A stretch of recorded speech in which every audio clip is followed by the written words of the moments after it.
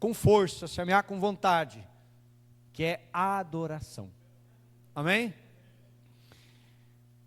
Versículo 23 nos diz assim: mas vem a hora, e já chegou, em que os verdadeiros adoradores adorarão o Pai em espírito e em verdade, porque são esses que o Pai procura para os seus adoradores. Deus é espírito, e é necessário que os seus adoradores o adorem em espírito e em verdade. Fecha os teus olhos por um instante. Nós te glorificamos nessa noite, Deus. Nós te exaltamos e nós te engrandecemos. E damos ao Senhor toda a honra, toda a glória, Senhor. E nós nos rendemos a Ti, Senhor, neste momento. Pedimos, Pai, vem ministrar os nossos corações, vem falar, Pai, conosco, vem nos despertar, vem nos renovar, vem nos fortalecer, Senhor, através da Tua palavra, Senhor. E vem despertar em nós, Pai, verdadeiros adoradores que Te buscam, que se rendem, que se entregam, que não apenas, Pai, da boca para fora, mas que seja em espírito e em verdade. Que possamos, Pai, humildemente, nos achegarmos ao Senhor e reconhecer o quanto nós precisamos do Senhor. Reconhecer que sem o Senhor na nossa vida, nós não somos nada. Por isso, Pai, fala conosco, através dessa palavra, ministra aos nossos corações. Eu coloco a minha vida humildemente nas Tuas mãos. Eu te peço, usa-me e faça de mim, Senhor, um instrumento nas Tuas mãos. E a igreja diga, glória a Deus. Toma teu assento em nome de Jesus Cristo.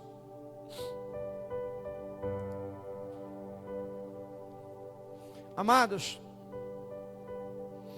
como nós estamos vivendo como cristãos?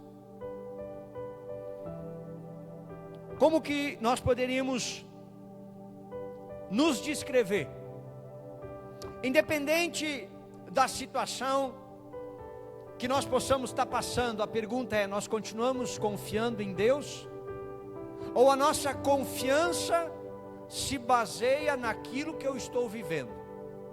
Se está tudo bem, tudo ok.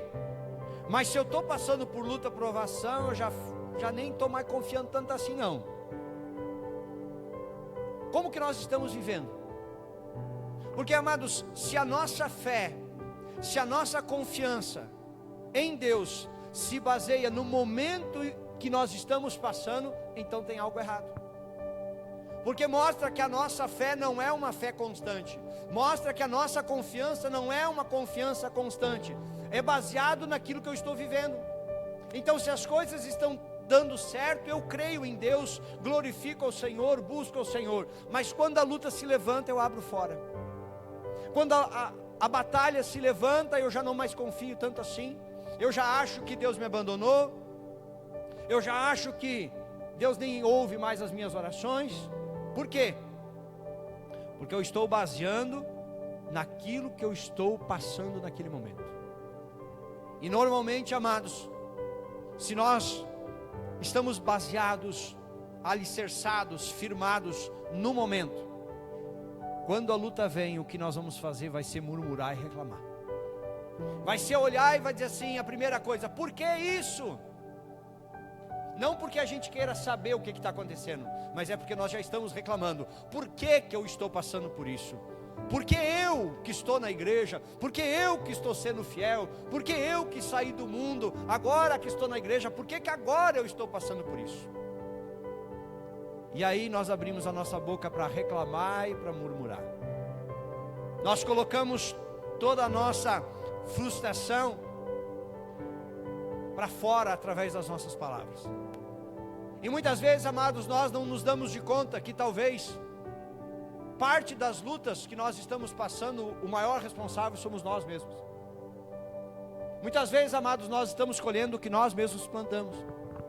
Então, quando a luta levanta, quando a provação levanta, quando o inimigo toca, muitas vezes, amados, não é porque alguém fez alguma coisa, não, muitas vezes é porque nós abrimos uma porta e o inimigo aproveitou e tocou. Aí nós vamos reclamar para Deus, e Deus poderia simplesmente nos dizer assim: mas tu é o responsável. Essa luta que tu está passando é porque tu não confia em mim. Essa luta que tu está passando é porque tu não está obedecendo a minha palavra. Essa luta que tu está passando é porque tu não está sendo fiel comigo. E agora como é que tu vem me questionar? Você já parou para pensar se Deus nos respondesse dessa maneira quando nós reclamássemos para Ele? Se Deus chegasse para nós e nos mostrasse aonde nós estamos falhando de cara, assim, nós abrimos a boca para reclamar e Deus diz assim, ó, está aqui a tua culpa. É como se Deus estampasse na nossa cara e nos fizesse calar a boca, a gente tem que ficar bem quietinho e dizer assim, nossa, eu é que sou culpado. Por que Deus não faz isso, igreja? Porque a Bíblia diz que Deus é misericordioso. Que a misericórdia de Deus, ela nos alcança todos os dias. O que nós temos que entender, amados, que quando nós não buscamos a Deus de verdade, automaticamente, amados, as lutas elas vão se levantar, as provações elas vão se levantar, porque o que o inimigo quer, amados, é nos tirar da presença de Deus. E se o nosso coração não estiver verdadeiramente no Senhor, qualquer coisa vai ser o suficiente para nos tirar da presença de Deus. Qualquer coisa vai ser o suficiente para abalar a nossa fé. Como assim, pastor? Qualquer coisa. Tu te levantou de manhã, o teu dia já não está bom, você vai vestir aquela roupa que você queria, mas aí vai ver, não deu. E uma coisa boba, é só, não, vou pegar outra, e não, mas ali você já sai estressado. Como se diz, já sai chutando o balde, já sai se estressando com tudo que vem pela frente. E o inimigo já diz assim, ei, já consegui estragar o dia dele. Baixa um pouquinho o fundo musical, por favor. Muitas vezes, amados, a gente vai sair de casa e entrou na garagem, vai pegar o carro e o pneu furado. Hoje nada vai dar certo. O que a gente está dizendo? A gente está amaldiçoando o nosso dia por uma coisa boba. Por quê? Porque muitas vezes, amados, a nossa fé ela é momentânea. Se eu levanto de manhã e dá tudo certo, aí eu olho e digo, vai dar tudo certo. Mas quando algo não dá certo, aí eu já declaro, esse dia nada vai dar certo. E ali a gente mostra que a nossa fé não está em Deus. Ali, muitas vezes a gente demonstra, amados, que a nossa fé, ela está baseada no momento. Ela está alicerçada no momento. Quando nós olhamos para esse texto vem de um encontro entre Jesus Cristo e a mulher samaritana no poço. E ali nesse encontro, amados, nós vemos Jesus Cristo decifrar a vida daquela mulher de uma forma que a mulher fica de queixo caído. Ela termina dizendo, vejo que tu és mestre.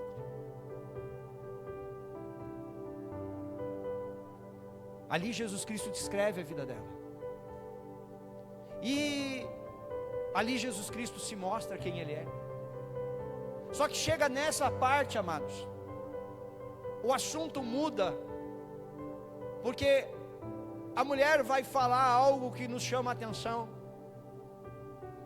Ela vai nos falar algo sobre buscar a Deus em um determinado lugar. Eu tenho que ter um lugar para buscar a Deus.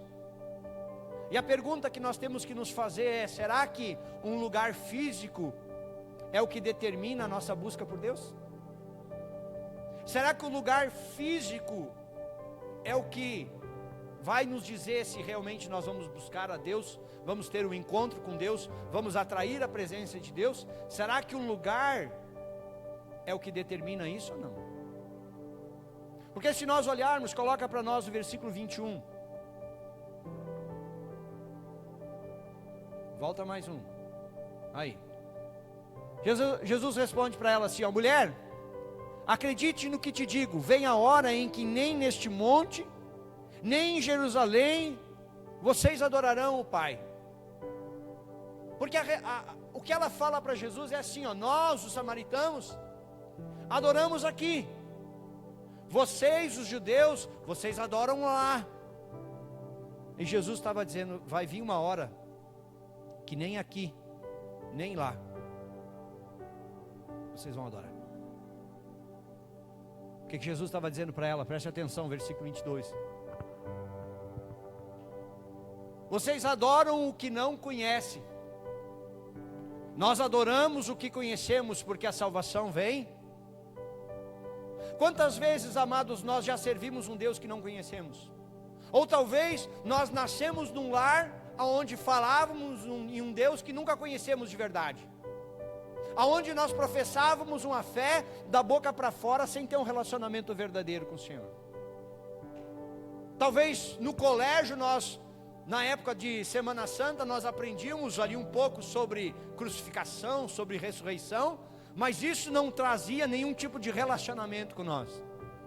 Ah, na Santa Ceia não pode fazer isso, na Santa Ceia não pode fazer aquilo, a gente não entendia nada. Ah, nesse dia não pode tocar em sangue, não pode tirar leite das vacas, eu sou do interior. Não pode fazer a barba, não pode fazer nada. E a gente ficava pensando assim, mas por que que? O que vai acontecer se eu fizer a barba? O que vai acontecer? Não pode varrer casa, meu Deus! Hoje não varre casa. Por quê? Porque as pessoas adoravam a um Deus que elas não conheciam. Porque muitas vezes, amados, nós estamos cumprindo tantos rituais que estão nos afastando da presença do Deus verdadeiro. E aquilo que Deus espera de nós, nós não estamos fazendo. Porque aí muitas vezes a gente tirava o dia para não fazer nada e esquecia que aquele dia a gente tinha que era buscar o Senhor, lembrando que Ele morreu por mim e por você. Aquilo que nós éramos para fazer, nós não fazíamos. E aquilo que nós não precisávamos fazer, nós fazíamos e achávamos que a nossa fé era baseada naquilo ali. Por isso que a resposta de Jesus é essa: vocês, pode deixar ali, filha, calma. Vocês adoram o que não conhecem. Quantas pessoas ainda não conhecem a Deus de verdade, mas acham que estão adorando algum tipo de Deus, achando que é o Deus verdadeiro? Eu fui conhecer a Deus de verdade, amados, com 28 anos de idade. Até então eu falava em Deus. Até então eu achava que eu sabia quem era Deus. Eu só nunca tinha me relacionado com Ele. Eu só nunca tinha ouvido Ele. Eu só nunca tinha sentido Ele. Eu não conhecia Ele de verdade. E o que Jesus Cristo está dizendo para essa mulher é isso. O que nós temos que entender, amados, que o lugar não importa, porque se eu estiver buscando Deus errado, não vai me adiantar em nada. O que Deus espera de mim, o que Deus espera de você, não são práticas, mas práticas de costumes, de doutrinas humanas. Mas o que Deus espera de mim e de você é um coração quebrantado. É um coração que está disposto a conhecer de verdade. Um coração que está disposto a obedecer. Porque a própria palavra nos diz: conhecereis a verdade vos... Pois é. E por que tem tanta gente que diz que conhece e ainda está presa? Por que tem gente que ainda não vive as promessas de Deus? Se sabemos, amados, quando nós olhamos para a Bíblia, que a Bíblia é recheada de promessas, de bênçãos para mim e para você, e por que muitas vezes nós não estamos vivendo isso? É porque Deus não quer? Não, Deus já liberou as bênçãos. É porque muitas vezes, amados, o que nós estamos vivendo, ou o Deus que nós estamos buscando, não está de acordo com aquilo que a Bíblia está nos ensinando. E aí nós podemos estar como Jesus está dizendo: vocês adoram o que vocês não conhecem. Por isso que quando chega no versículo 23, o que ele vai dizer? Coloca lá: vem a hora, e já chegou, em que os verdadeiros adoradores adorarão ao Pai em espírito e em... Adorar em espírito e em verdade está relacionado a lugar? Não. Tu pode estar embaixo de uma árvore e tu adorar a Deus em espírito e em verdade. Tu pode estar dentro da igreja e tu adorar a Deus em espírito e em verdade.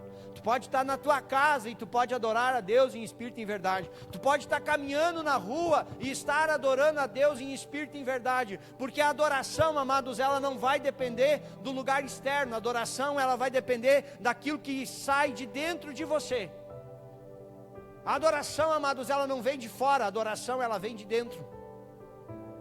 O nosso erro é achar que nós vamos chegar na igreja e aí vai vir alguma coisa de fora que vai nos levar à adoração. Está errado.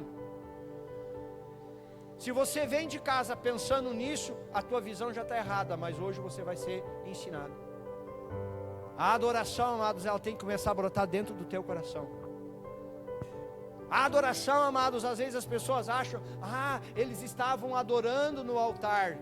Quem sobe em cima do altar é quem adora. Não. Você pode estar no banco e adorar muito mais do que quem está cantando aqui em cima. A adoração, amados, é quando ela começa a fluir de dentro de nós. Aonde há um relacionamento com o Pai. Aonde o nosso coração realmente se volta para Ele. Aonde, amados, não importa o lugar, não importa o que está acontecendo, não importa o momento que nós estamos vivendo, mas o nosso coração se liga com Deus. Nós não deixamos nada nos atrapalhar, nós não deixamos nada nos interferir, mas simplesmente a gente começa a adorar, a gente começa a buscar, a gente começa a glorificar, a gente tem gratidão no nosso coração. A gente não olha para as lutas para reclamar, mas a gente olha para as lutas e glorifica o nome de Deus e diz assim: obrigado porque o Senhor está me dando a vitória. Obrigado porque as lutas têm se levantado, mas o Senhor tem se feito presente na minha vida. Ele está dizendo: os verdadeiros adoradores adorarão ao Pai em espírito e em verdade, porque são esses que o Pai procura para seus adoradores. Amados, a Bíblia ela nos ensina que Deus Ele sonda e Ele conhece o nosso coração. Então Ele sabe, amados, quando a nossa oração é verdadeira. Ele sabe quando a nossa adoração é verdadeira. Ele sabe, amados, qual é a intenção do nosso coração quando nós estamos na igreja. Ele sabe o que nós viemos buscar, Ele sabe o que nós precisamos, Ele conhece todas as coisas. E, amados, por que muitas vezes a gente pode estar num lugar onde a palavra de Deus está sendo pregada e nada acontece na nossa vida? É porque o nosso coração não está alinhado à vontade de Deus. É porque o nosso corpo está num lugar, mas o nosso coração está longe dali. Pastor, mas é que eu passei uma luta tão grande hoje. Esquece a luta que você passou lá. Abre o teu coração para adorar a Deus aqui. Porque aquilo que você passou lá, deixa nas mãos de Deus. A Bíblia nos ensina que nós devemos lançar sobre Ele as nossas ansiedades, porque Ele vai cuidar de nós. Pastor, mas não dá para deletar. Não é deletar, é dizer, independente da situação, Deus está no controle de tudo. Mas a luta veio, pastor, está muito difícil, está muito grande, está muito complicado. Não interessa. É nós entendermos, amados, que a nossa confiança, ela não está de acordo com aquilo que nós estamos vivendo. A nossa confiança, ela está totalmente no Senhor. Nós não abrimos a nossa boca para adorar quando está tudo bem. Nós abrimos a nossa boca para adorar sempre. Nós abrimos a nossa boca para glorificar, independente daquilo que nós estejamos passando. Pastor, mas é fácil falar. E é fácil fazer. Por quê? Porque se realmente Deus está no controle da nossa vida, nós vamos adorar a Deus independente da situação. Quer um exemplo? 2 Reis, capítulo 20, versículo 1. Por este tempo Ezequias adoeceu numa enfermidade mortal. O profeta Isaías, filho de Amós, foi visitá-lo e disse: assim diz o Senhor, põe em ordem a tua casa, porque você, olha a palavra, o profeta chega, entra na casa e diz assim: ajeita as tuas coisas, porque tu vai morrer. Acabou para ti, fim de papo. Você não vai. Olha a palavra, além de dizer que ia morrer, ele diz assim: tu não vai escapar. Não adianta tu fugir para cá, espernear para lá, tu não vai escapar, tu vai morrer. O decreto tinha sido dado. Versículo 2. Então Ezequias virou o rosto para a parede e orou ao Senhor, dizendo: ó Senhor, lembra-te de que andei diante de ti com fidelidade, com um coração íntegro. Fiz o que era reto aos teus olhos. E Ezequias chorou amargamente. Sabe o que Ezequias fez? Ezequias trouxe a memória de quem ele era diante de Deus. Ezequias, diante de um decreto de morte, ele chega e diz assim, ó, eu ando com o Senhor em fidelidade. Independente do momento, mas eu sou fiel ao Senhor.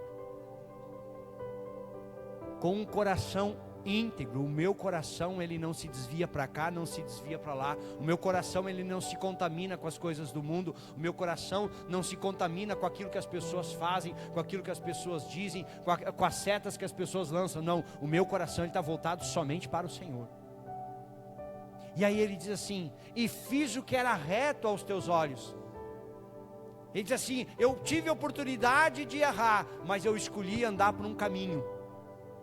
Amém? Eu escolhi fazer o que era certo. Hoje, amados, muitas vezes nós vemos na igreja, conhecemos a Cristo, entregamos a nossa vida para Cristo, mas na primeira oportunidade, vacilamos. Por quê? Porque não nos mantemos reto naquilo que a palavra nos diz. Se é isso, é isso. Eu entreguei minha vida para Jesus, então agora o que me importa é Cristo, o resto é o resto. Acabou. O que Ezequias estava dizendo era isso. E ele chorou. Sabe o que aconteceu aqui? O profeta Isaías chegou e deu o decreto de morte, saiu caminhando. E a Bíblia vai dizer que antes que ele tivesse saído do templo, Deus falou com ele, disse assim, volta lá. Volta lá porque a oração dele subiu até mim. Volta lá e diz para ele que eu estou liberando mais 15 anos de vida para ele. Olha o que Deus faz, amados. Deus tinha dado uma ordem e um decreto, você vai morrer. E por causa de uma oração, Deus volta atrás. Por causa de um momento onde ele se prostra na presença de Deus, onde ele se volta para Deus. Veja, amados, que ele não falou da morte. Você está vendo? Ele não falou da morte, mas o que ele faz Deus lembrar. Será que Deus precisava que fosse lembrado? Na realidade, quem estava trazendo a lembrança era ele. Eu sempre estive fielmente na tua presença. O meu coração estava íntegro a ti. Eu andei num caminho reto. Ali, Deus olha e diz assim, mas esse cara vale a pena ficar mais um tempo aí. Porque ele podia ter reclamado, ele podia ter murmurado, ele podia ter se queixado, mas não. Ele me fez lembrar que ele realmente tem um relacionamento comigo. Que ele me adora em espírito e em verdade. Porque se ele não fosse um adorador, você acha que ele faria essa oração? Não. A oração dele tinha sido completamente diferente. Porque, amados, é nesses momentos que nós vemos quem realmente adora em espírito e em verdade ou não. É quando a luta chega. Tem um outro exemplo, amados, em Crônicas 20, 2 Crônicas 20.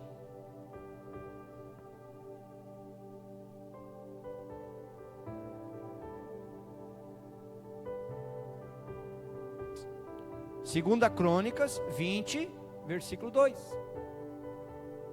Ali. Então vieram alguns que avisaram Josafá, dizendo: uma grande multidão está vindo contra Judá, do outro lado do Mar Morto da Síria. E eis que eles já estão em Azazon Tamar, que é em Gedi. Versículo 3. Então Josafá teve medo e decidiu buscar o Senhor e proclamou um jejum em todo Judá. Presta atenção. Agora é um outro momento, uma outra história. E o rei Josafá era um homem conhecido por ser um homem fiel a Deus. E simplesmente do dia para o outro, do nada assim, ele de boa, tranquilo no seu palácio, e chega alguém correndo dentro do palácio: rei, estamos cercados. O inimigo já está chegando aqui, já está montando acampamento, já estamos preparando, está vindo um grande exército. Se nós olharmos, amado, se reuniu 3 exércitos de 3 nações diferentes, se organizaram, se prepararam para a batalha e vieram sem avisar.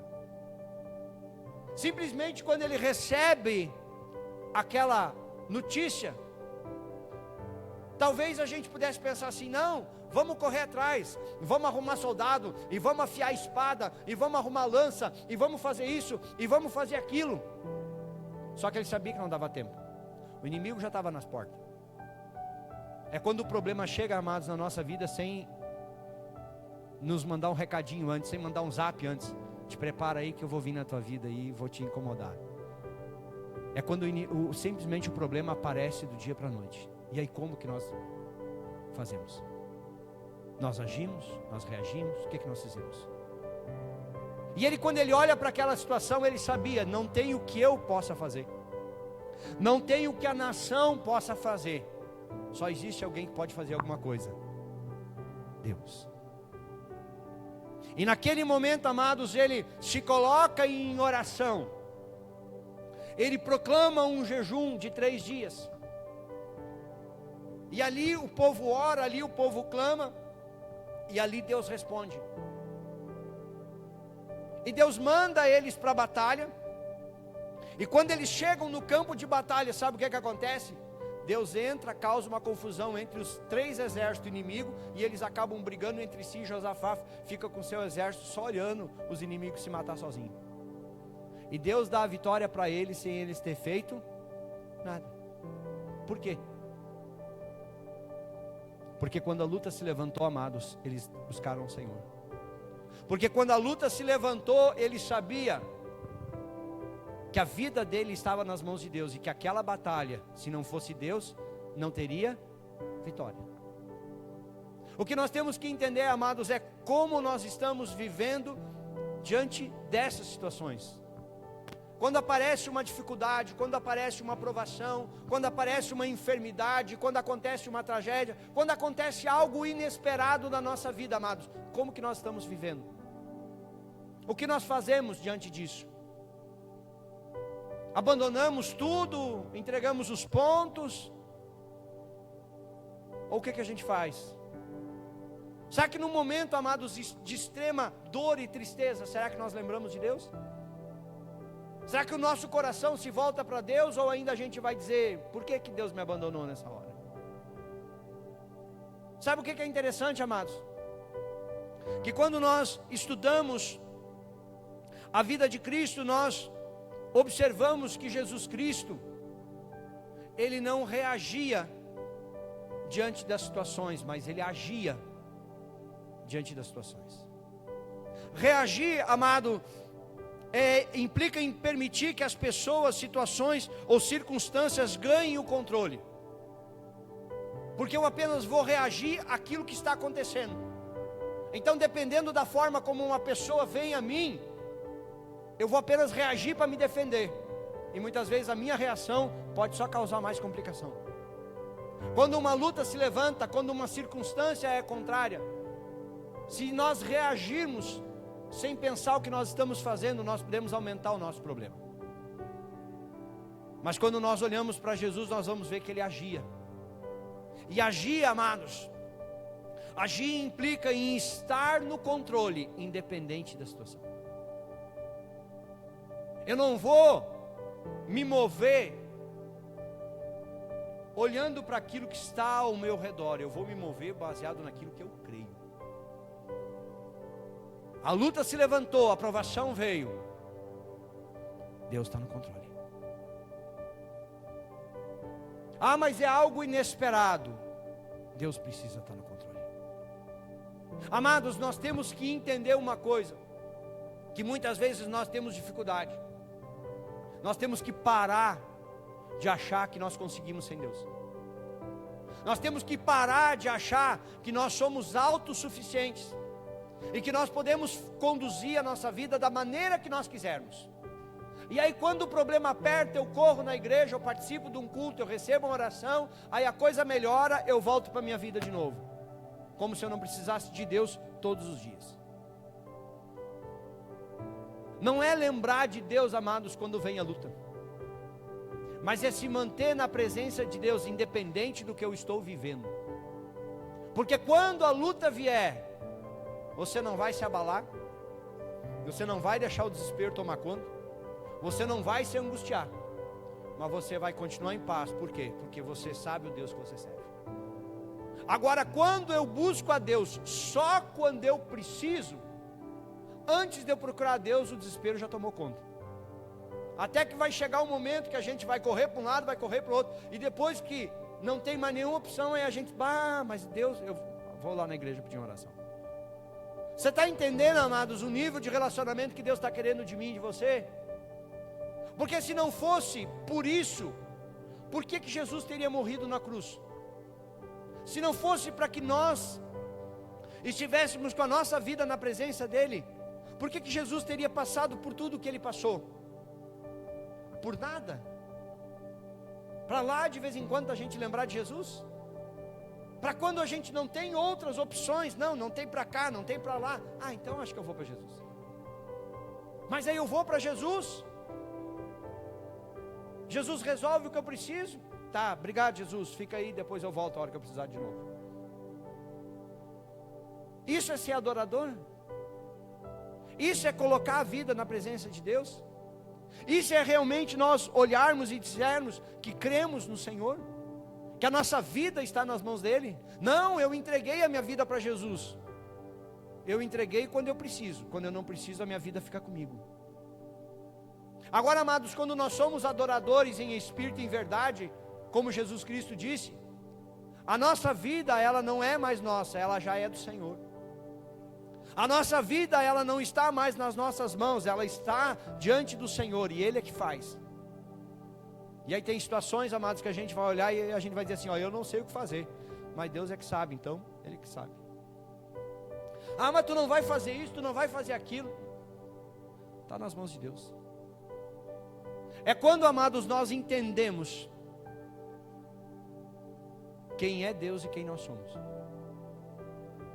Deus é tudo, e nós sem Ele somos nada, mas nele nós podemos tudo. É quando, amados, nós podemos passar talvez pelo pior momento da nossa vida, como um homem chamado Jó. A Bíblia, amados, quando descreve Jó, a Bíblia diz que ele era um homem justo, íntegro, reto, andava com Deus e desviava-se do mal. E simplesmente do dia para a noite, Deus permite que Satanás toque na vida dele, e ele perde tudo. Perde os bens, perde a riqueza, perde o status. Ele era o maioral da região. Ele perde os filhos e as filhas de uma vez só. Simplesmente, amados, tudo que Jó tinha, ele perdeu. Todos os filhos, todas as suas filhas, de uma vez só. E sabe o que nos diz em Jó capítulo 1, versículo 20? Depois dele ter, Jó 1, 20. Então Jó se levantou, rasgou o seu manto, raspou a cabeça, prostou-se em terra e adorou. Ele recebeu a notícia que ele tinha perdido todos os seus bens, ele recebeu a notícia que ele tinha perdido toda a sua riqueza, perdeu tudo. Jó, tu não tem mais onde morar, tu não tem mais terra, tu não tem mais nada. Jó, tu perdeu tudo. Tu ficou pobre, pobre de maré. Não é assim que diz? Pois é, Jó, tu perdeu tudo. E para arrebatar, Jó, os teus filhos também morreram. E aí o cara vai, o cara rasga o manto, raspa a cabeça, se prostra em terra e adora. Adora. Olha o que vai dizer no versículo 21. E disse: nu saí do ventre da minha mãe, nu voltarei. O Senhor deu, o Senhor tomou, bendito seja o nome. Sabe o que Jó estava dizendo? Tudo que eu tinha, foi Deus que deu. Se eu um dia tive riqueza, se um dia eu tive posses, se um dia eu fui rico e próspero, foi porque Deus me deu. E os filhos, se um dia eu tive filhos, foi porque Deus me deu também. Porque se Deus não tivesse me dado, eu não teria nada. Porque Ele está dizendo, eu saí do ventre da minha mãe, nu voltarei, porque eu não vou levar nada. O que a gente leva dessa vida? Nada. E Jó estava dizendo isso. Tudo que eu tenho vem do Senhor. Por isso que ele diz no versículo 22: em tudo isso Jó não pecou, nem atribuiu a Deus falta alguma. Ele podia ter culpado a Deus? Podia. Deus, eu sou fiel a Ti, por que tu não me protegeu? Deus, eu sou fiel a Ti, por que tu não protegeu os meus filhos? Ele podia ter dito isso, não podia? Sabe por que ele não disse? Porque ele sabia quem era Deus. Ele sabia o Deus que ele servia. E ele adorava a Deus em verdade, em espírito e em verdade. Independente daquilo que ele estava vivendo. E aí, amados, quando a gente olha para um exemplo como esse, a gente fica pensando assim: será que dá para acreditar na Bíblia? Que às vezes a gente olha para umas coisas assim, às vezes a gente diz assim: capaz, perder tudo, perder filho, perder tudo, e ainda adorar a Deus. A pergunta que eu faço para você: que nível de relacionamento Jó tinha com Deus? Para independente do que ele estava passando, ele continuava adorando a Deus. O que hoje Deus está buscando de mim e de você? Que nós venhamos ser esses adoradores. Esses adoradores que Jesus Cristo disse que o Pai está buscando. Esses adoradores que Ele disse para aquela mulher: Deus está buscando adoradores que o adorem em espírito e em verdade. É aquelas pessoas, amados, que realmente abriram seu coração e disseram assim: Senhor, a minha vida é Tua. Eu entrego a minha vida para o Senhor. Mas não é dizer que aceitou Jesus, mas a vida continua a mesma. Não é dizer que se batizou, mas continua nos mesmos erros e os mesmos pecados. Não é dizer que está na igreja, mas nada de diferente na vida. O que Ele está buscando, amados, são pessoas que realmente entregam tudo nas mãos deles, assim: é Teu. A minha vida é Tua, a minha casa é Tua, a minha família é Tua, os meus bens são Teus, tudo que eu tenho é do Senhor. E o Senhor faz conforme a sua. Será que, amados, se nós fôssemos fazer a oração do Pai Nosso, nós conseguiríamos? Porque chega uma parte da oração que diz assim: seja feita a vontade dEle, e não a nossa. Mas muitas vezes nós queremos que é a nossa vontade que seja feita. E muitas vezes nós não conseguimos adorar a Deus por causa disso. Porque quando vem a luta, Deus muitas vezes está nos forjando para nos levar além. Todas as vezes, amados, que nós olhamos para homens e mulheres como esses, eles experimentaram o fundo do poço, para depois experimentar a glória de Deus. Primeiro, amados, eles foram provados, e depois eles foram aprovados. O problema, amados, é que nós só queremos muitas vezes ser aprovado, mas não queremos ser provado. Queremos que Deus rasgue o céu e derrame as mais ricas bênçãos sobre a nossa vida, enquanto que a gente não ora nem 5 minutos por dia em casa. Queremos que tudo dê certo, mas o nosso relacionamento com Deus é lá de vez em quando. Eu pego a Bíblia quando eu vou na igreja, eu oro quando eu estou na igreja, isso se eu oro. Deus, amados, Ele espera de mim e de você isso. Ele espera que em nós nasça um verdadeiro adorador, que adore a Deus em espírito e em verdade. É alguém que reconhece a Deus em todo tempo, em todo momento, independente da situação. Pode estar difícil, pode estar complicado, pode estar impossível, mas eu sigo adorando a Deus. Eu sigo buscando a presença de Deus, eu sigo confiando em Deus, eu sigo temendo a Deus, eu sigo glorificando o nome de Deus. Mas está difícil, pastor, não interessa, Deus está no controle. Ah, mas as lutas se levantaram, então glorifica o nome de Deus, porque grande coisa Ele vai fazer na tua vida. É muitas vezes, amados, é nesses momentos, amados, que nós acabamos fraquejando, e nós perdemos de experimentar o melhor de Deus na nossa vida. Quando não há, amados, um relacionamento verdadeiro, quando não há uma entrega nossa verdadeira, qualquer situação que aconteça ao nosso redor é o suficiente para abalar a nossa fé. Por quê? Porque a nossa adoração ela não é em espírito e em verdade, mas ela é da boca para fora e carnal.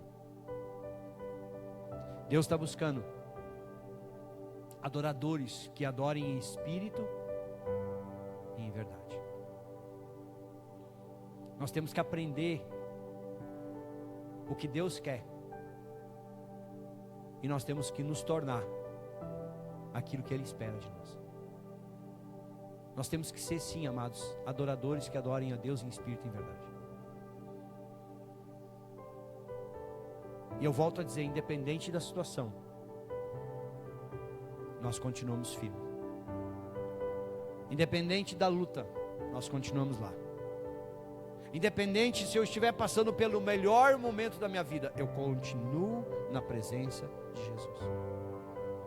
Porque eu entendo que sem Ele eu não sou nada. E isso, amados, é só um princípio básico para aquele que quer ser um adorador em espírito e em verdade.